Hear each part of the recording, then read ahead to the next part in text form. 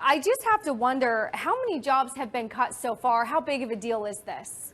Well, Taylor, in testimony to the House Financial Services Committee today, a Cornell professor actually said that it's been tens of thousands of jobs that have been cut around the world for execution traders. So those are the traders that kind of, plug in the trade on a system and execute it. So that's a lot of people. And on top of that, he says that the jobs that are really under threat are the ones for people who are, say, modeling portfolios, modeling risk, and also doing roles like, some of the more basic tasks on Wall Street. But this is eventually going to go up the chain to more complex tasks as well.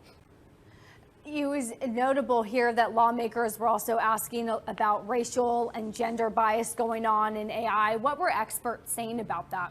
Well, the experts were saying that we have to be very cautious, especially in the early days of using AI within financial systems. And so what they said was that AI can encode our current biases, and it can encode biases around race and gender into systems, but it can also be used as a tool to counteract biases and to kind of make systems more fair. So it's really important for lawmakers and for financial companies to think about that early on before they start to bake all of these AI systems into their workflow.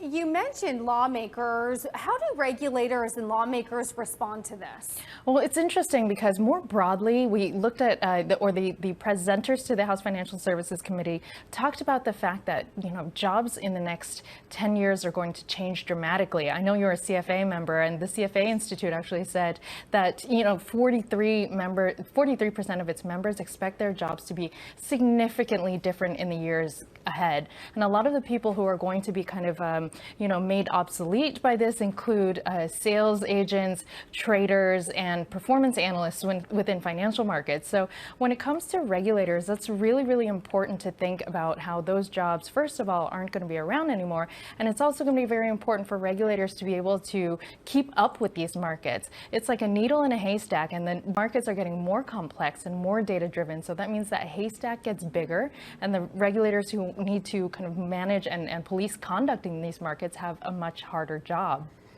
And how has this changed? Because we long know that computers have been doing electronic trading, that quant traders have been writing code and using robots or quants, if you will. How is this now different from that, or takes us to the next level? I think where it's different is that most of what we hear is about the functions that are really simplistic, like the back office sort of being taken into AI. And so those functions are the ones that we know are most likely to be automated. But the thing that's interesting about this professor's studies is that he's saying actually even some of the higher level expert level tasks can actually be generated and done based on AI. You don't need one expert trader. You might need a bunch of coders who don't really know financial markets to just tackle a really tough or thorny problem, and then that trader goes away.